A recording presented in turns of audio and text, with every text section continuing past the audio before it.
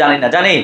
এখন আমরা পয়েন্টটা মুখস্থ করে রাখবো, এন্ড কার মাধ্যমে এই পয়েন্ট পাবো সেটা পরে জানি, কিন্তু পয়েন্ট কত আসবে সেটা তো মুখস্থ করতে পারবো। এই পদরিক মান আসবে সব সময় 300 থেকে 900 এর ভিতরে। 300 থেকে 900 এর ভিতরে। যদি আমরা কোনো কম্পোনেন্টকে চেক দেওয়ার সময় যদি মান পাই 300 থেকে 900 এর ভিতরে, 300 থেকে 900 এর ভিতরে, এই মানকে বলা হয় পদরিক মান। কি মান? পদরিক মান। এন্ড আমি যদি এই কম্পোনেন্টের সাপোজ ধর এখানে একটা কম্পোনেন্ট আঁকলাম, আমি এখানে পাই 400, কত?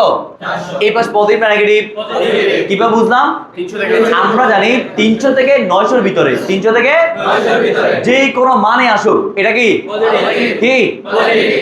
আবার যদি আমি 500টা কম্পোনেন্টকে চেক দেই, 400টা কম্পোনেন্টে পাবো 300 থেকে 900 এর ভিতরে, বাকি 100টা এমন হইতে পারে 900 এর উপরে হইতে পারে, 900 এর উপরে এবং 300 এর নিচে হইতে পারে, কিন্তু এর পরিমাণ কম। পরিমাণ কি কম। এন্ড আমরা জানবো কোনটা যেটা সবচেয়ে বেশি আসে, সবচেয়ে বেশি আসে। কিন্তু এতটুকু মাথায় রাখেন, যদি 900 এর উপরে করে মান দেখায় সেটা খারাপ না, সেটা ভালো। সেটা কি ভালো। দেখেন আপনি জানেন এখানে 400 আসবে, কত আসবে?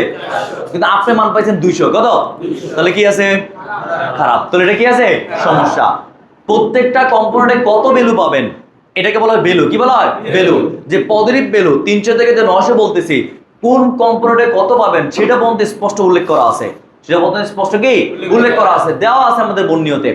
আমাদের পুরো বর্ণনীয়তে একটা পিডিএফ আছে, প্রত্যেকটা কম্পোনেন্টে কত আপনি এই ভ্যালুটা পাবেন 300 থেকে 900 এর মধ্যে কত পাবেন সেটা বলতে স্পষ্ট উল্লেখ করা আছে। আমরা দেখব একটু পরে। কথা বুঝে আসছে?